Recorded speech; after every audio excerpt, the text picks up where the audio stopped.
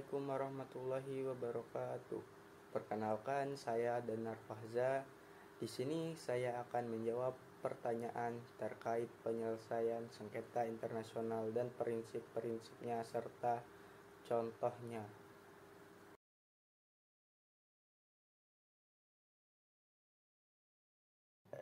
Penyelesaian sengketa internasional dilakukan dengan memperhatikan beberapa prinsip hukum yang penting untuk menjaga perdamaian dan keamanan global.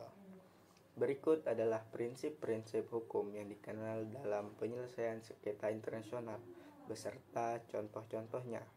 Yang pertama, prinsip itikat baik atau yang dikenal dengan good faith. Prinsip itikat baik merupakan prinsip fundamental dalam penyelesaian sengketa internasional. Prinsip ini mensyaratkan bahwa semua pihak yang terlibat harus bertindak dengan itikat baik dan tidak berusaha untuk menguntungkan diri sendiri melalui cara yang tidak adil. Prinsip itikat baik memiliki dua pengertian, yaitu dalam arti objektif dan subjektif.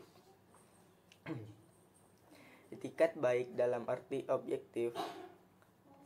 Prinsip itikat baik dalam arti objektif berarti bahwa suatu perjanjian harus dilaksanakan dengan mengindahkan norma-norma kepatutan dan kesusilaan. Artinya, perjanjian harus dilaksanakan sedemikian rupa sehingga tidak merugikan salah satu pihak. Itikat baik dalam arti subjektif. Prinsip itikat baik dalam arti subjektif berarti pengertian itikat baik yang terletak dalam sikap batin seseorang. Dalam hukum denda, itikat baik ini bisa diartikan dengan kejujuran. Dalam arti subjektif, etika baik dapat didefinisikan sebagai kejujuran seseorang dalam melakukan tindak hukum, yaitu apa yang terletak pada sikap batin seseorang saat melakukan tindakan tersebut. Contoh, dalam kasus-kasus arbitrase internasional, prinsip itikat baik sangat penting untuk memastikan bahwa semua pihak berpartisipasi dalam proses penyelesaian sengketa dengan jujur dan transparan. Yang kedua, prinsip kesepakatan para pihak atau yang kita kenal dengan konsensus. Prinsip kesepakatan para pihak menekankan bahwa badan-badan peradilan harus menghormati apa yang para pihak sepakati. Menurut sudut pandang objektif, prinsip kesepakatan para pihak berarti bahwa penyelesaian sengketa harus dilakukan melalui proses yang transparan dan adil. Setiap pihak harus memiliki kesempatan yang sama untuk berpartisipasi dan memberikan pendapatnya dalam proses penyelesaian sengketa. Sedangkan dari sudut pandang subjektif, prinsip kesepakatan para pihak berarti bahwa setiap pihak harus memiliki itikat baik dan berusaha untuk mencapai kesepakatan yang adil dan wajar. Kesepakatan ini harus didasarkan pada kepercayaan dan saling percaya antar kedua belah pihak. Contohnya, dalam deklarasi PBB, prinsip kesepakatan para pihak digunakan untuk memfasilitasi penyelesaian sengketa melalui negosiasi dan mediasi, yang dimana kedua belah pihak harus mencapai kesepakatan yang sama. Yang ketiga, prinsip kebebasan memilih cara-cara penyelesaian sengketa. Prinsip kebebasan memilih cara-cara penyelesaian sengketa menempatkan para pihak sebagai subjek yang berwenang dalam menentukan jalur penyelesaian sengketanya. Tujuan utama dari prinsip ini adalah untuk memastikan bahwa proses penyelesaian sengketa dilakukan secara efektif dan efisien, serta meminimalkan konflik yang mungkin timbul dari pilihan penyelesaian yang tidak sesuai. Contohnya adalah kasus arbitrase internasional. Dalam kasus arbitrase internasional, para pihak memiliki kebebasan untuk memilih hukum yang akan diterapkan oleh badan arbitrase. Contoh, dalam pasal 3 ayat 1 Piagam PBB dan Section 1 paragraf 3 dan 10 Deklarasi Manila dinyatakan bahwa penyerahan sengketa dan prosedur penyelesaian sengketa harus didasarkan pada keinginan bebas para pihak. 4. Prinsip kebebasan memilih hukum. Prinsip kebebasan memilih hukum menempatkan para pihak sebagai subjek yang berwenang dalam menentukan jalur hukum yang akan digunakan dalam menyelesaikan sengketa mereka.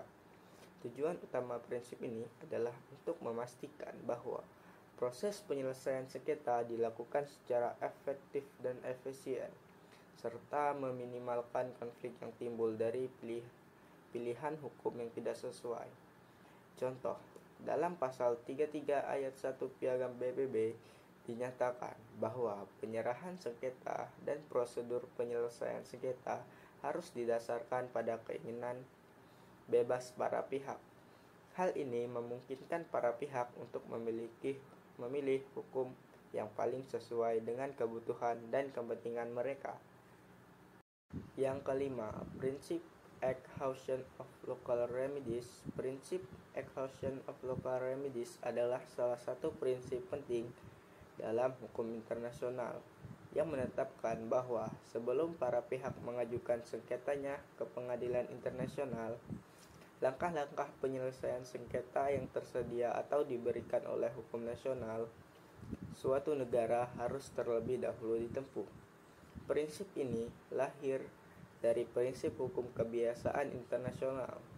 Menurut prinsip ini, hukum kebiasaan internasional menetapkan bahwa sebelum para pihak mengajukan sengketanya ke pengadilan internasional, langkah-langkah penyelesaian sengketa yang tersedia atau diberikan oleh hukum nasional suatu negara harus terlebih dahulu ditempuh atau exhausted. Contohnya, Pasal 22 ILC Draft Articles on State Responsibility. Pasal 22 ini menyatakan bahwa sebelum ada kebocoran keadilan, para pihak harus menyelesaikan sengketa melalui prosedur internal yang tersedia. Yang keenam, larangan penggunaan kekerasan dalam penyelesaian sengketa internasional. Prinsip larangan penyelesaian kekerasan dalam penyelesaian sengketa menekankan bahwa sengketa internasional harus diselesaikan melalui cara secara damai dan tidak melibatkan penggunaan kekerasan. Tujuan utama prinsip ini adalah untuk memastikan bahwa proses penyelesaian sengketa dilakukan secara efektif dan efisien, serta meminimalkan konflik yang mungkin timbul dari penggunaan kekerasan. Contohnya, yaitu pada konferensi The Hague Peace Conference pada tahun 1899 dan 1907 menetapkan larangan penggunaan kekerasan dalam penyelesaian sengketa internasional. Konferensi ini menghasilkan beberapa konvensi yang melarang penggunaan kekerasan, seperti konvensi tentang penggunaan senjata api dan senjata api yang dapat meledak di perairan udara. Contoh yang kedua yaitu pada pasal 2 ayat 4 Piagam PBB.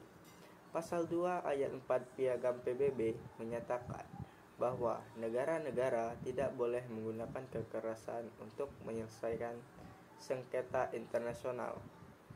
Pasal ini menekankan pentingnya perdamaian dan keamanan internasional.